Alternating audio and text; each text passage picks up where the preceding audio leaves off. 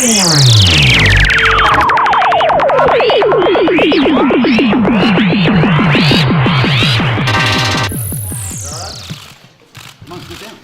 when you're ready.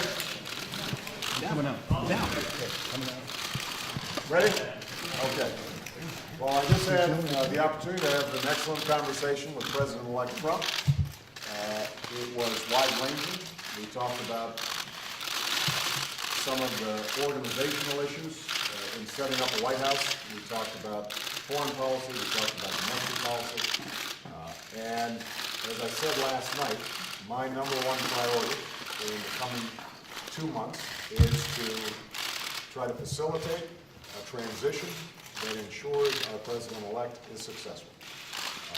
And I have been very encouraged by the, I think, interest in President-elect Trump's wanting to work with my team around many of the issues that this great country faces.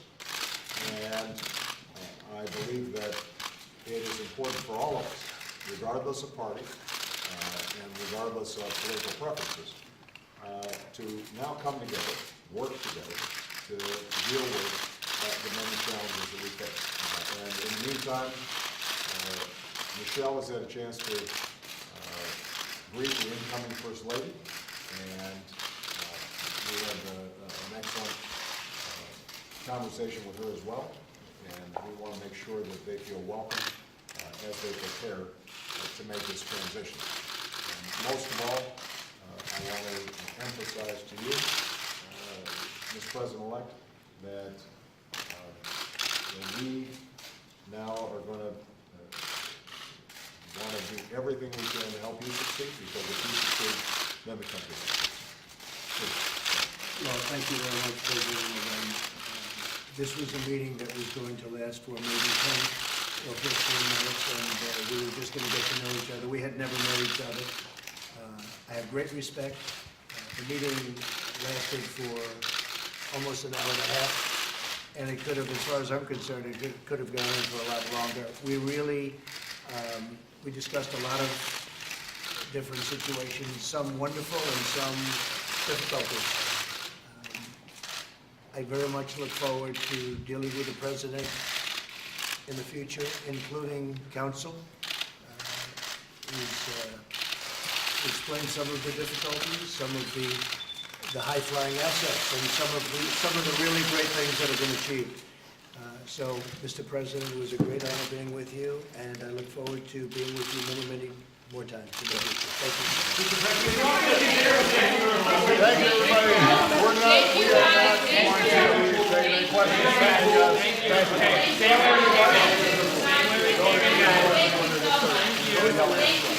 Come on, guys. Let's go. Very good man. Thank you, guys. Back up slow. Thank you, guys. Bring the country together. We heard that, of course, in his acceptance speech on Wednesday morning. President Obama, when he spoke yesterday, says we all have to be rooting for Donald Trump's success. But of course, in the wake of that, protests overnight in several American cities, thousands of protesters out in the streets, hundreds were arrested, protesting Donald Trump, including right here at the Trump Tower in Manhattan. The president and President-elect Trump met for about an hour in the Oval Office. Pool was brought in at the end.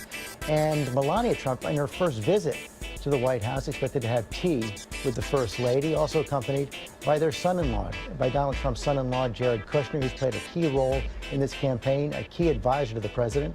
Let's listen into what we heard. Okay. Well, I just had the opportunity to have an excellent conversation with President-elect Trump. It was wide-ranging. We talked about some of the organizational issues in setting up a White House. We talked about foreign policy. We talked about domestic policy. And as I said last night, my number one priority in the coming 2 months is to try to facilitate a transition that ensures our president-elect is successful. And I have been very encouraged by the, I think, interest in President-elect Trump's wanting to work with my team around many of the issues that this great country faces. And I believe that it is important for all of us, regardless of party and regardless of political preferences, to now come together, work together to deal with the many challenges that we face. And in the meantime, Michelle has had a chance to greet the incoming First Lady, and we had an excellent conversation with her as well, and we want to make sure that they feel welcome as they prepare to make this transition. And most of all, I want to emphasize to you, Ms. President-elect, that we now are going to want to do everything we can to help you succeed, because if you succeed, then the country succeeds. Please. Well, thank you very much, President Obama. This was a meeting that was going to last for maybe 10 or 15 minutes, and we were just going to get to know each other. We had never met each other. I have great respect. The meeting lasted for almost an hour and a half, and it could have, as far as I'm concerned, it could have gone in for a lot longer. We really, we discussed a lot of different situations, some wonderful and some difficulties. I very much look forward to dealing with the President in the future, including counsel. He explained some of the difficulties, some of the high-flying assets, and some of the really great things that have been achieved. So, Mr. President, it was a great honor being with you, and I look forward to being with you many, many more times in the future. Thank you, sir. Thank you, everybody. We are not going to be taking any questions. Thank you, guys. Thank you. Here's a good rule. Don't answer the questions when they just start. It's always the last one. Come on, guys. Yeah, come on, guys. Let's go. Very good man. Thank you, guys.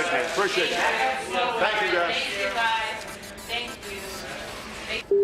President Obama making it clear right there, wasn't going to take any questions after that meeting with Donald Trump. His first meeting ever with Donald Trump, apparently a cordial meeting, as you heard the president say right there.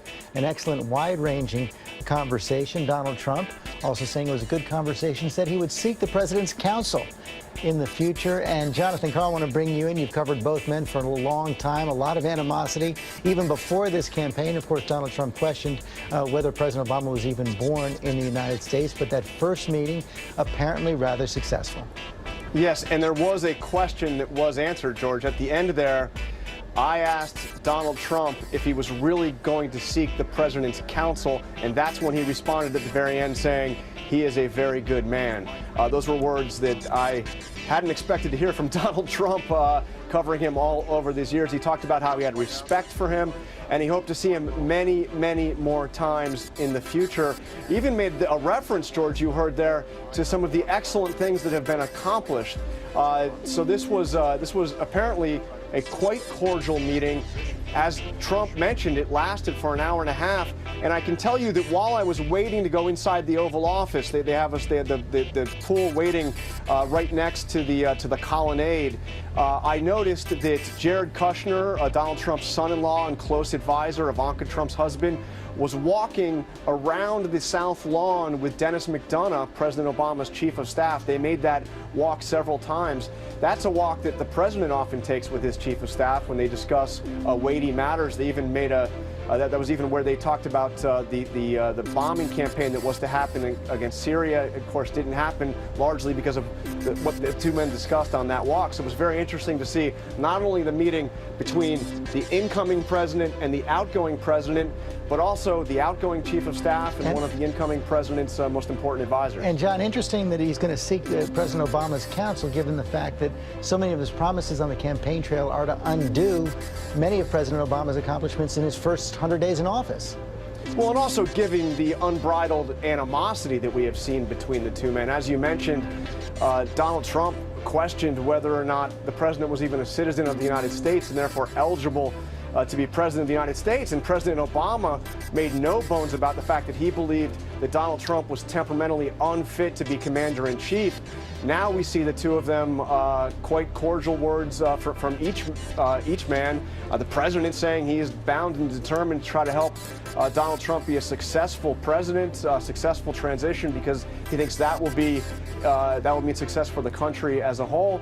And this extraordinary statement from Donald Trump that he will be seeking counsel from a man he once said was not a legitimate president. Cokie Roberts, cordial words, one of the rituals of democracy. Yes, but you know, I think that Donald Trump has learned